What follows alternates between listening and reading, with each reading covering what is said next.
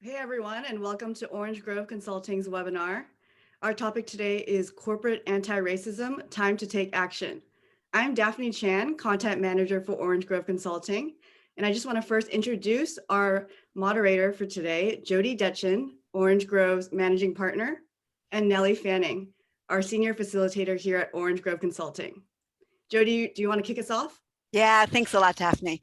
So I am so excited to talk with Neli today, and we're going to do like a fireside chat. So we'll talk with each other for about 25 minutes, and then you can put questions in the chat at any time, and then also at the end we'll have time for Q&A.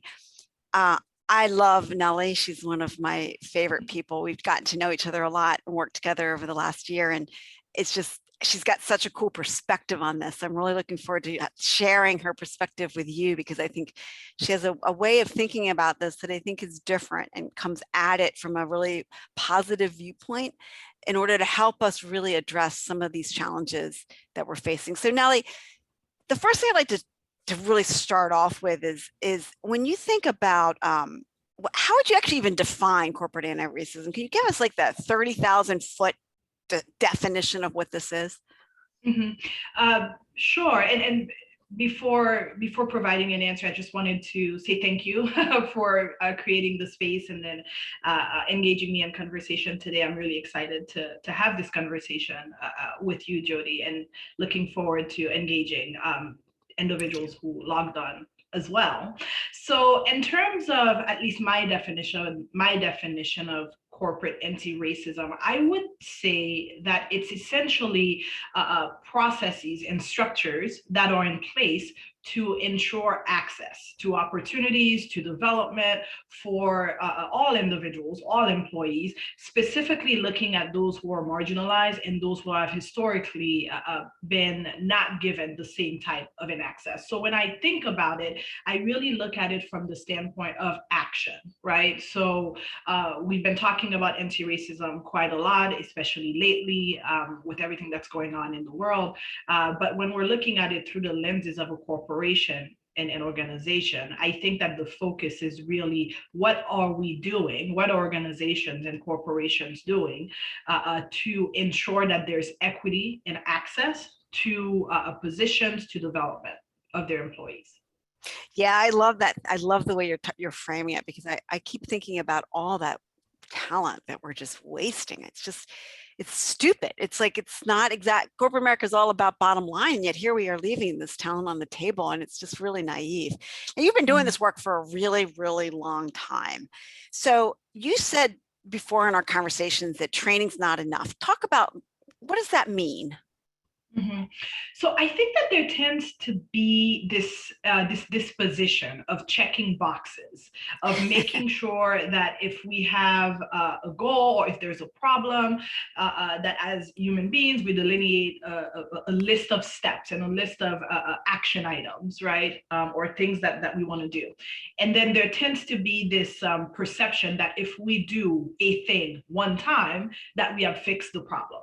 And when it comes to anti-racism and just diversity and inclusion and belonging type trainings and workshops, I do think that there is an enthusiasm out there currently, and there's an appetite to really address some of those very important issues.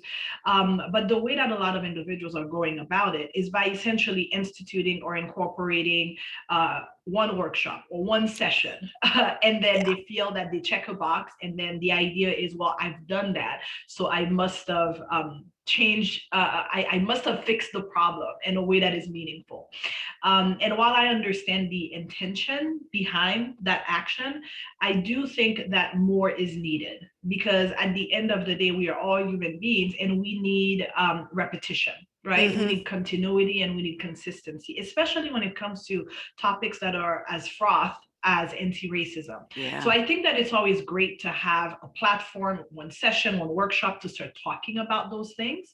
However, if there isn't a consistency of effort, right? If your employees are not understanding that these conversations need to evolve, and that they need to happen on a regular basis, at the end of the day, the risk that an organization runs is to be seen as performative, right? Is to be Yes. seen as, well, I did that, right? I had this one workshop, I had this one session, everybody got together for an hour and a half and we talked about it, right? I don't think that individuals should feel respite almost, right? And acting that way. I think that in order for a message to sink in order for development to occur, there has to be repetition, there has to be continuity. So embedding those types of sessions, those types of conversations around topics that are inherently somewhat uncomfortable, I think is really building a foundation for an anti-racist corporation. I love that, the anti-racist corporation. And it's just like, it's just a matter, it's a mindset, isn't it? The way you're framing it. And it's a totally different way of doing it. Now, one of the things that you brought up is this idea of the difficult conversations or the conflict that's sort of just embedded somehow in it. There's so much fear that people have around it. And I think one thing that people end up, one of the ways people manage the fear is in this idea of, I don't want to be politically correct, you know, and they literally stop the conversation. They don't want to even talk because they feel like they're filtering all their different words so that they have to be afraid of what they're going to say. What do you think about that? How would you respond to that? I understand the knee-jerk reaction of not making a mistake, right? I've had it myself. So I understand why individuals across the board may feel hesitant to enter conversations around topics that they're not familiar with, using terms that they do not understand, right? Yeah. And terms that might resonate differently to different groups. I think that it makes sense. Or I think that fear is understandable. However, I think that it is a disservice to be stuck there, right? Yes. Because then once we are stuck at this, you know, I'm afraid that I'm going to make a mistake, or I don't want to be too politically correct, or I don't want to be politically incorrect.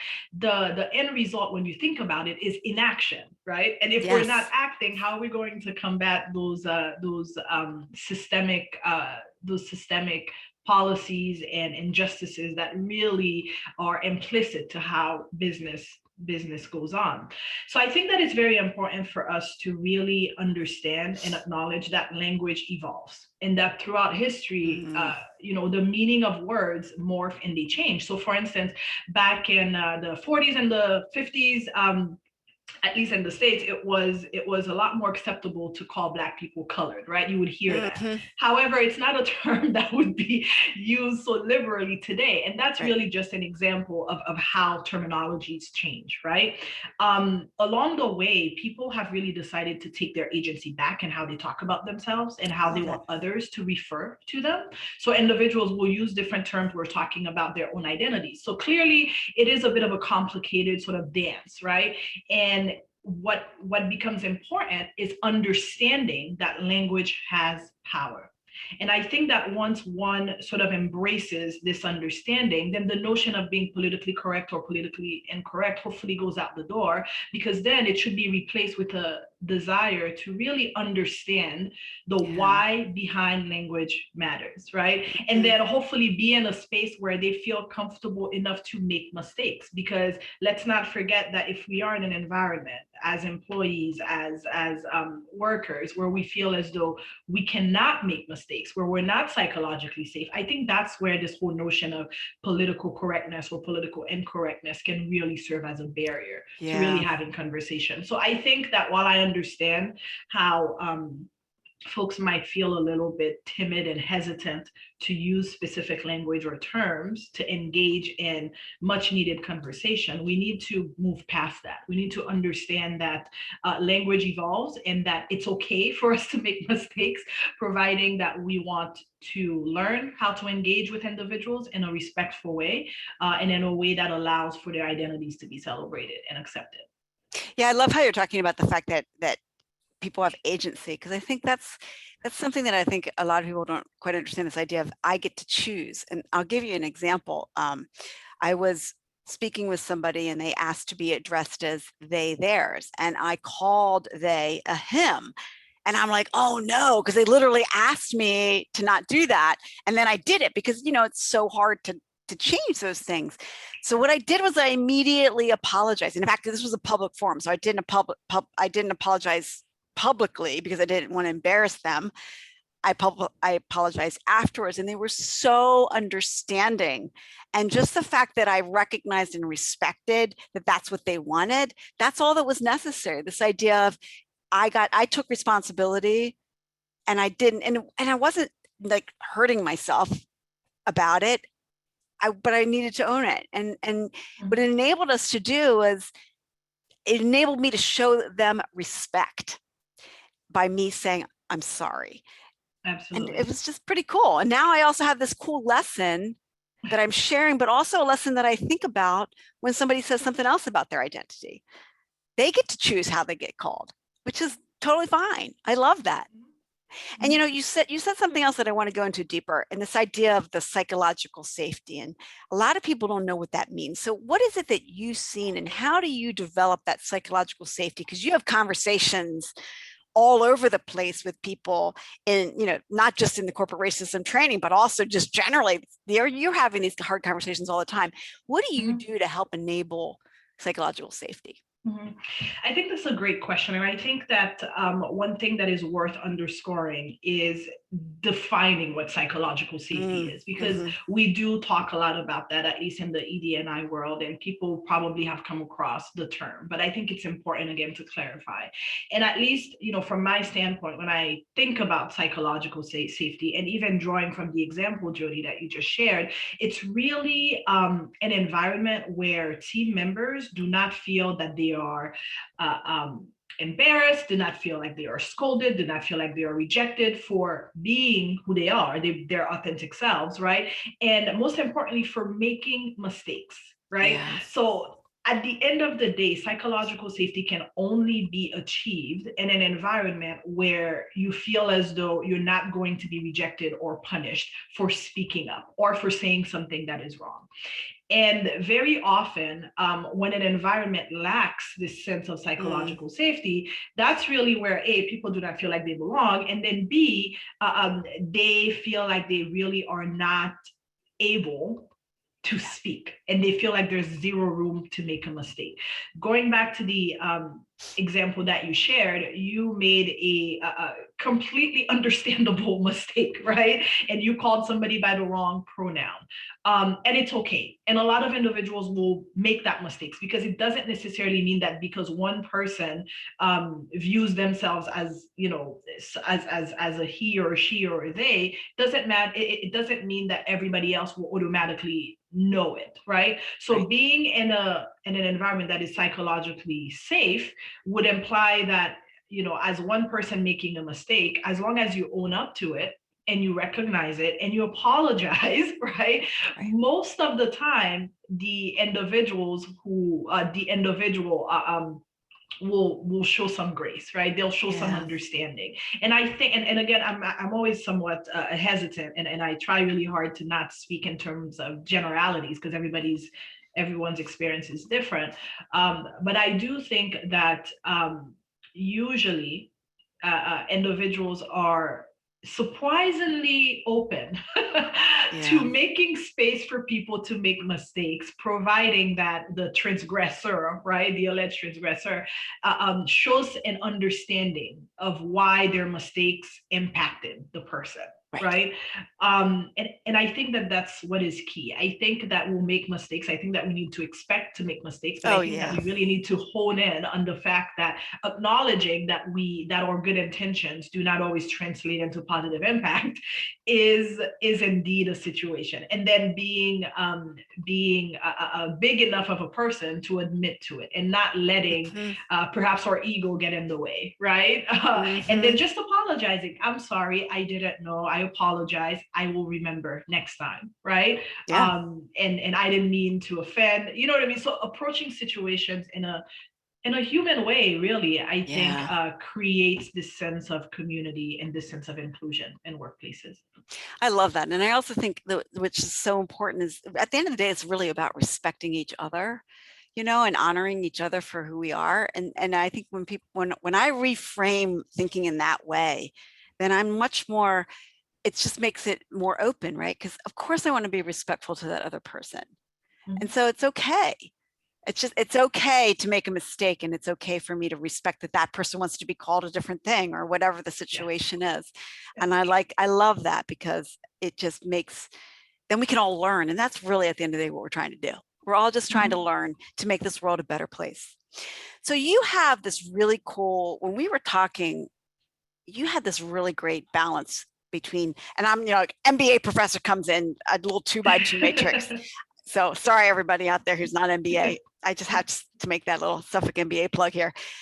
You have these two sides, these two axes of high uniqueness and high belongingness. So I want you to really describe that to us, because I think those two pieces, I hadn't heard that before, and I loved how you framed that. Can you describe that for us and what the value of it is? Sure. And I think that, what you're referring to based on our last conversation is really a framework for inclusion. Again, inclusion has become a buzzword. Diversity has become a bit of a buzzword. Yeah. And I really usually like to take a step back and really decipher exactly what is that term? What does it mean? What does it imply? How do we truly achieve inclusion? And this framework is not mine. I didn't come up with it. I believe it is drawn from the work of Lynn M. Shore and her team. And basically they came up with this framework to understand what inclusion is, and most importantly, how to promulgate inclusion. And they talk about this sense of belongingness, right? And the sense of belongingness really has to do with a sentiment of feeling like you're part of a team, that you are essentially a part of an organization and you're accepted. And then this idea of uniqueness, of a value in uniqueness. And uniqueness really refers to the identities and the skills that make you very different, that make you unique, right? And then what value is applied or is assigned to those identities, to those skills, right? So that would be a definition of belongingness and a definition of uniqueness. And interestingly enough, in an environment where there is low belongingness, and a low value in uniqueness, individuals are going to experience exclusion, right? So they are going to feel like they are not an insider. They may not be treated as a member of the in crowd or of the in group, and they will feel like their differences are not seen as adding any unique value to the group. When you have this kind of soup, you will feel excluded. Also, I think it's important to understand that in environments where there is perhaps a low value and uniqueness, but a high sort of pressure and high sense of belongingness, individuals then will feel like they, in order to be accepted, they have to minimize the identities that make them different. Right. So they have to conform. They have to blend in. They have to abide by the norms of the dominant culture. And in these types of environment, people are going to experience a culture of assimilation, right? In order for them to belong, they're going to need to, they will feel the pressure to be like everybody else. And they'll essentially cover up the things that make them unique and different. And then you have a different type of environment where there is a high value in uniqueness, right? But a low value in belongingness. And that one is interesting because it means that what makes an individual unique is valued, right? So you could see that if somebody brings in a very different skill set, right? And they're an expert at thing A, but then they, as you know, people have multiple intersecting identities, and there are other identities that might be really important to them. However, those identities may not be seen as valuable to the other group. So that individual will feel like they are tokenized, like they are differentiated, and they'll be very much so aware of the fact of why they are seen as a member of the team. And if they did not have, let's say, said expertise, then they would not be a part of the group, right? So in this type of environment, you know, you'll have somebody who feel differentiated, who feel like a token. It's not really inclusive. At the end of the day, true inclusion, you know, the way that we talk about inclusion, it happens when there is a high sense of belongingness and a high value in uniqueness. So what we mean is really, you know, when somebody is in an environment where they feel that they belong, regardless of who they are, their background, their identities are accepted, and they're valued, that's really when you achieve true inclusion. So as you can see, there's like 4 different quadrants, right? So when you are looking at your organization, I think it becomes very important. It could be helpful, rather, to look at inclusion through those lenses. What type of circumstances exist?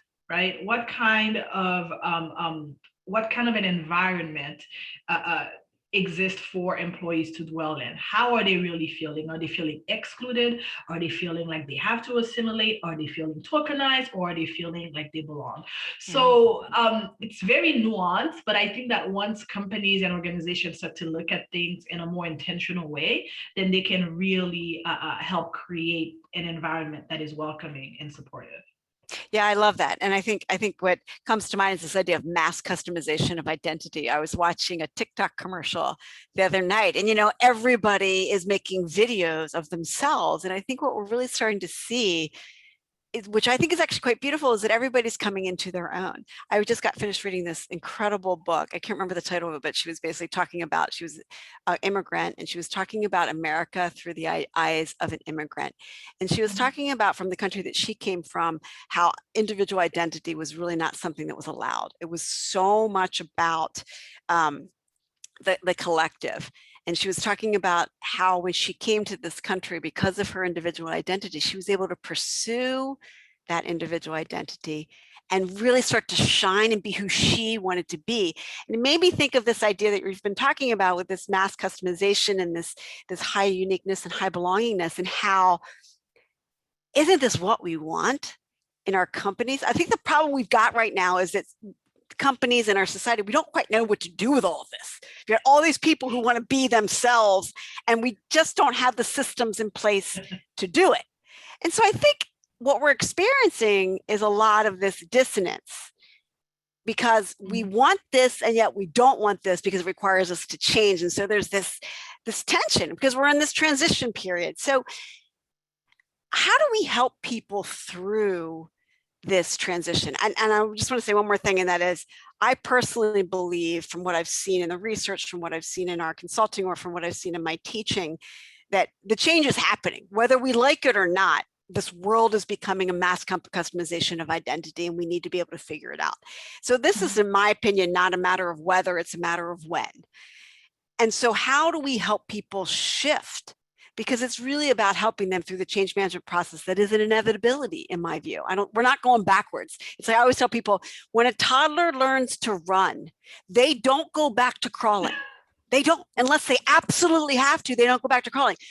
And this is exactly what's going to happen. Once you've released people's identities and their power and their strength and their agency, as you mentioned before, they aren't going to go back to the way they used to be. It's not possible.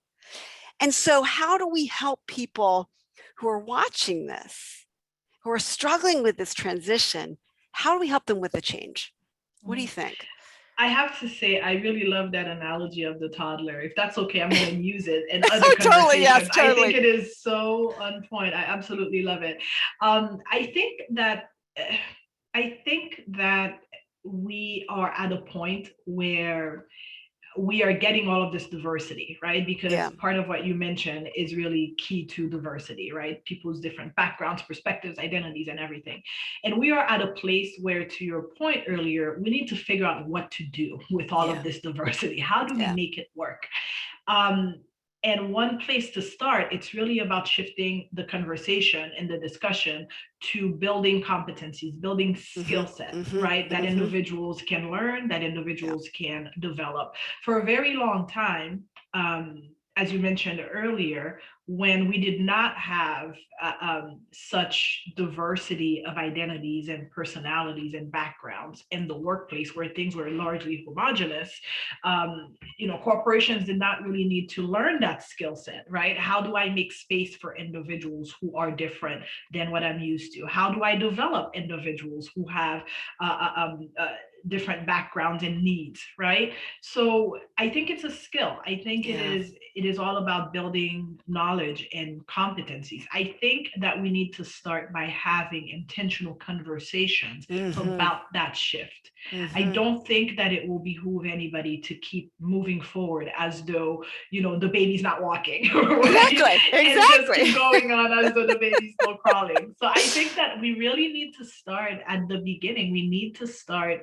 really simply by having conversations, right? Because if we're not discussing things, we're signaling that we're not aware of things. And Right. if we're not aware of things, we're not going to be equipped to address things, right? Right. And then make it better. So it really starts with conversation, and it starts with awareness building, in my opinion. I totally agree with you. I think this skill set, I think so many times people assume that it should just be natural. And how could it be natural? If nobody was taught this, how could it be natural? Because how would they know? We have this study that we did where 21% of senior leaders, only 21% of senior leaders had the skills to lead inclusively. And yet people are expecting them to lead inclusively. It's just, well, how are they supposed to know how to do it if they've never been taught how to do it? So I love your idea of this. I love this idea. We're totally in line with this competency piece, and also this idea of having the conversations. And I also know from my own experiences that once you start having the conversations, it becomes a skill. You get better at having the conversations. But one thing that you mentioned earlier, and I want to bring this out, is that sometimes you get this ego hit. You know, sometimes it's about, oh my God. And you see this a lot sometimes with some of the work that we do with white men, for example, who are now saying, oh, now I'm bad guy. All right, everything's bad for me. And it's hard because that's what it feels like to them. And so how do you help people through that to get past that ego piece?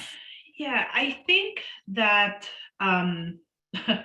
that's a really interesting question, right? And I think that there's a few different ways of going about it. One way that in my opinion has never worked for me is by being accusatory, right? Yeah. By pointing a finger at somebody and by blaming them, right? Whether or not they deserve that blame, I don't think that you get anywhere with anybody if this is the position that you take. I think that shifting the conversation and shifting the angle, right? And instead of making people feel like they are a part of the problem, invite them to be a part of the solution. And I think it's a different approach. And I think that people will react to this approach quite differently, right? So basically, approaching individuals from the standpoint of nobody's perfect. We all have blind spots. And that is true. We all have blind spots. Yeah. Right? I have none though, actually. You and I, right? We're exempt from blind spots. So I think acknowledging that we all have blind spots and that what matters isn't so much wallowing in the space that we have created for ourselves and just letting our ego sort of stop us from taking the step to be a part of the solution. I think that acknowledging that we have blind spots and then inviting individuals to use their power, their privilege to make change, that would be a message that is better received, right? As opposed to scolding them or waving a finger in front of them and then painting them as the bad guy. Nobody wants to be the bad guy, right? But people will be a bit more open if they're being approached from the standpoint of let's not let ego or fear stop us from taking steps to enable change, right? Where you person A, you can make a change for the better, right? Come join us, be a part of the group that can actually make a change, right? So I think that inviting them into the conversation versus admonishing them, at least that would be my approach. No, I love that. And I think, it's so funny because, I was debating with my husband and it's really easy because, as a married couple, you get into the same argument 100 times. So there's that defensiveness piece, but you can see it, right? When there's the defensiveness, nothing's happening in the defensiveness. And so the attacker, you're not going to achieve the goal that you want, even though it's so angering and so frustrating. So it's very interesting. So we're going to open this up for questions. If you have questions for Neli, throw them into the Q&A box. I have a couple questions here as well, and we'll continue this conversation. So please post any questions that you have in the open and in the Q&A section. And then Daphne, if you get any questions, pop in. So I think one of the things, and I'll just continue asking a couple of questions as we wait. So much of this work is really about changing the processes. So we talked about this intersection between uniqueness and belonging, but so much of it is happening in the nitty-gritty work. So it's happening in the meeting, it's happening in the sidebar conversation, it's happening in the hiring process, it's happening in the performance evaluation. So why is it that people aren't looking at the processes and instead they're just like saying, okay, we're going to go hire everybody from the HCBUs now, and that's the end of it. And we don't actually look at the whole process. This is something that we've been struggling with a lot. I'd like to hear what your view is, what you think. Yeah, I think that generally speaking, individuals react and individuals are incentivized to make change when they feel that they are losing something, right? When they feel that they are not benefiting. That's really when, generally speaking, change happens, right? When you yourself, when you're affected. And I think that when it comes to diversity, for instance, that many organizations, many individuals are not really intentionally looking at the impact of not having diversity within their ranks, right? So I think that we sort of need to dial it back, right? We need to go back to the drawing board, really look into what's going on and then identifying to what extent the loss of diversity is seen as a pain point within a specific organization, right? Very often it's not looked at, it's not even really consistently measured, so it feels invisible, right? And people who are in power, they may not have a true sense of what is being lost because they may not consider, frankly, that anything is lost, right? Exactly. They don't feel it themselves. So, right, exactly. So I think that it becomes very important to really look at processes that are in place, right? Look at the community, looking at what policies that they have, look at who are they losing when they lose people, who are they losing, and then go from there. So it is a vast undertaking, of course, right? But there are tangible key benefits to engaging in that exercise because there is a loss by not having diversity, by not having different perspectives. There is a loss when it comes to having employees turn over really quickly, right? And having specific employees turn over. So looking at what is going on, I think is extremely important. And that would be step one. Yeah, I always laugh. I joke with my MBA students. It's like the reason there's so many people that are so many bad managers is because there's so many bad managers. And the minute you have a tipping point of good managers, the bad managers will leave because you won't be able to compete. And I think the same thing is true of diversity. You're seeing some of the early movers really take on diversity top to bottom. And so they're attracting the best diverse talent. So what's going to happen is those that aren't doing it are not going to be able to compete. And then it's going to be painful. So I always tell people, you can be part of the lag or you can be part of the, it's even past early adoption at this stage, is starting to move mainstream. I think that the companies that are not able to move are actually going to fall behind on the talent competition. And I don't think this is, again, I don't think this is a whether, I think this is a when. So I think you're spot on. Ask any questions that you want. We had a question that came in. Why do you think that companies should engage in this work? The question was, why does it matter? Why is it important? Why is it important to engage in this work? Yeah. I will echo a lot of what you just said, Jodi, in terms of just business advantage. If I am sort of summarizing your point earlier, I think it matters because from a business standpoint, companies will lose out on not having inclusion to support their diversity, right? And I want to be very specific about that because a lot of organizations out there, I think, understand that they should, some way, shape, or form, have more diverse employees. But what they don't understand is that there needs to be an infrastructure to retain and develop that diversity, right? So I think that at the end of the day, it matters, because you're losing talent, you're going to lose benefits, your other competitors will probably, go right ahead of you. But I also think in terms of where we are currently from a social standpoint and where we're moving, whether organizations like to think of it or not, they have a reputation that others are forming for them, right? So the question is, do you want to design and create your own narrative in terms of who you want to be, right? And how you want to be perceived, or do you want for others to determine that for you? Love that. Because in the age of social media, people will shape your identity, your corporate identity for you, whether or not that's really true, right? So I think that being proactive on that front will help. Yeah, I love that. And I think it's funny because you were talking about individual agency before, and now you're talking about corporate agency, because it's like, corporations can take the agency and define their own narrative, or they can let others do it for them. And people are, you see these panels that are not diverse at all, and people get called out on it in 2 seconds because it's just not okay. We have another question in. Please post your questions up in the Q&A if you have any.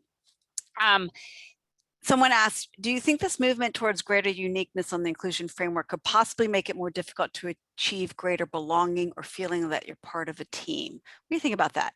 So basically, you've got so much uniqueness, right? That now, how in the world are you supposed to create a team around all this uniqueness? What do you think about that?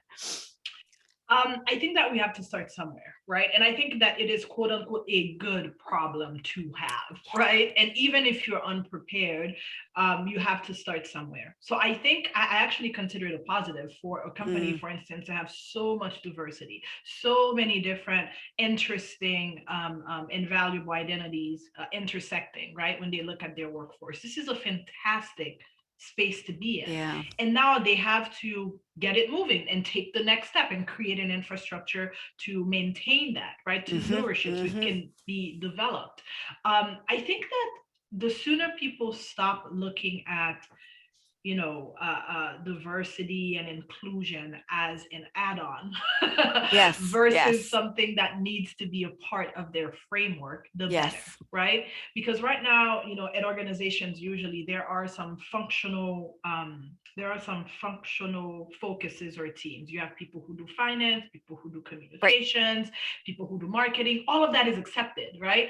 And an organization, at least in my opinion, is not going to think twice about, oh, I need infrastructure for my marketing department. We're missing a person, or that person needs this, right, in order to succeed. They sort of see it as the norm. It's normal. I think that what we need to do is go from looking at diversity, equity, and inclusion as separate from the other functions, right?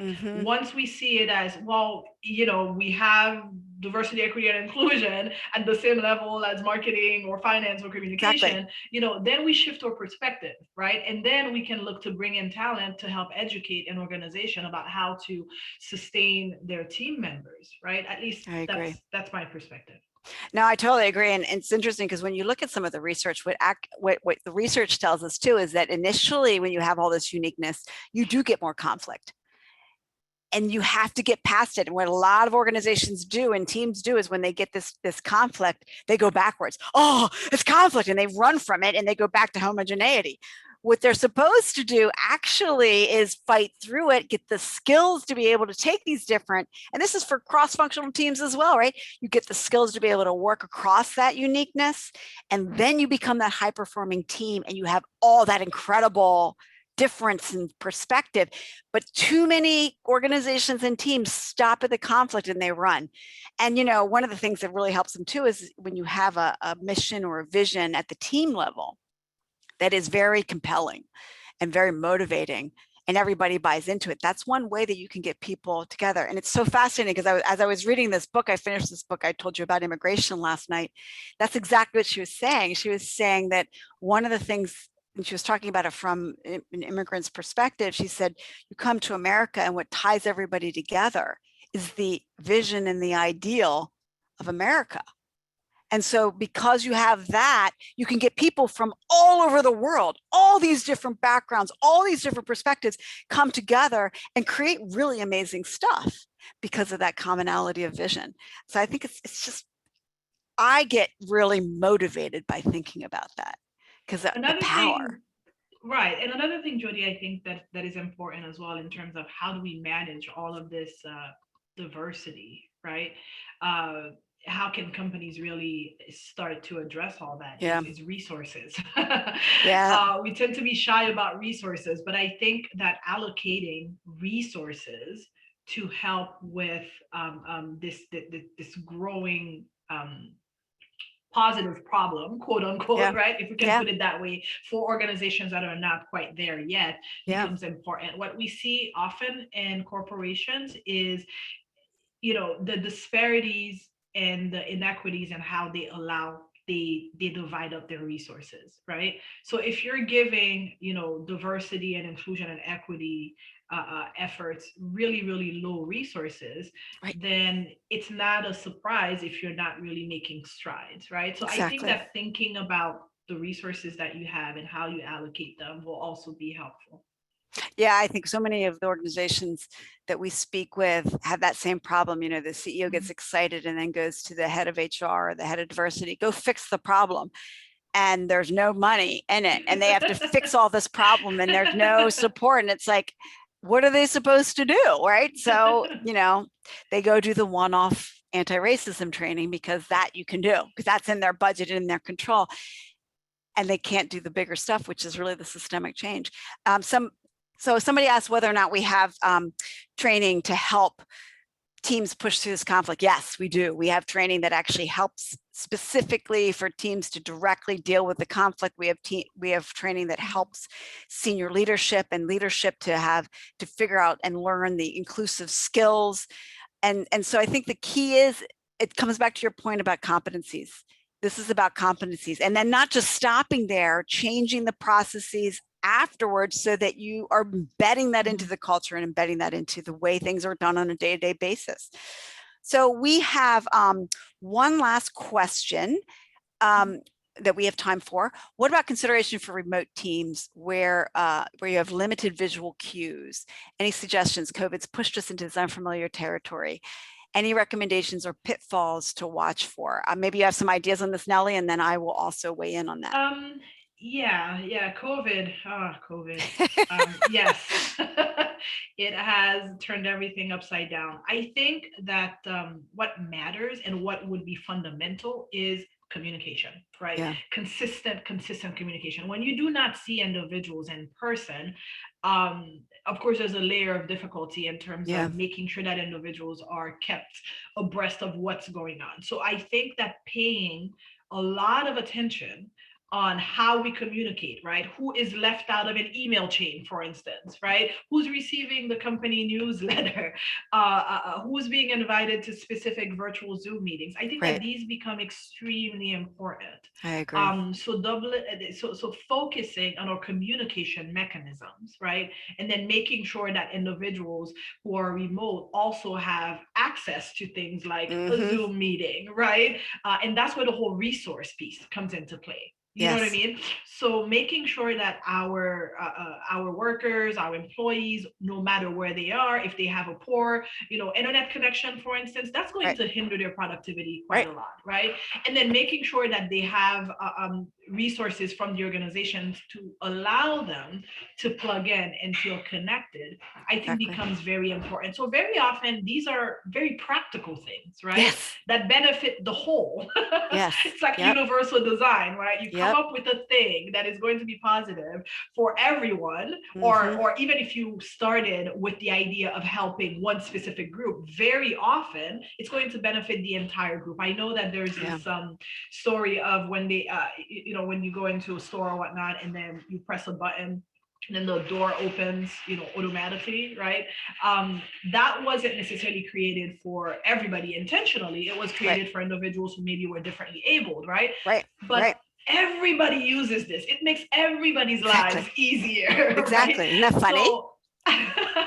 So I think that looking at your communication mechanisms and the resources that you have and making sure that employees are connected and have access would be one way to look at it. Yeah, and just building on that, I think the other thing that's really cool, the silver lining to COVID, is that it makes us have conversations about this stuff. Nobody thought about access and who's in the meeting and who's not, because it would just happen, ad hoc. Now you have to think about it. And that forces us to think about it even more when we start to go back to the office. So this is who are we including, who are we excluding? It now becomes part of the conversation. There was one quick question and then we'll wrap up. How much diversity and inclusion training would you recommend for entry-level employees? I don't know if you have any thoughts on that. And then I actually have a thought on it as well. I think it's about continuous training and exposure. So when you look at it through this framework, then it becomes, as long as an employee is at an organization, you should start, of course, at the entry level, because it sends a message to a new employee that that is something that matters. Right. And then making sure that there's a plan to continuously expose that employee and other employees to the same type of conversation. So it's a great question, and I think that the way that I would answer it is, as long as an employee is at an organization, maybe an entry-level employee, and perhaps more importantly, a senior level employee, they need to have this continuous education on those topics. And then it becomes something that everybody has a common language around, and you can actually have some of these difficult conversations. We do some training. Yeah, it becomes part of the culture. We do training on having these difficult conversations up and down the organization, and now you have the language and skills, and so you can all do it. So Neli, I just love talking with you. I could talk with you for hours, but our time is up. So thank you for joining us. Thank you for bringing your perspective and energy to this conversation today. If anybody's interested in more information about our anti-racism session or any of the other training, let us know. You can reply to the summary email that we'll be sending after this. Thank you for attending. Hope you enjoyed our time together, and I hope you have a great day. Thanks again, Neli. Bye. Thanks, Jodi. Bye, everyone. Take care.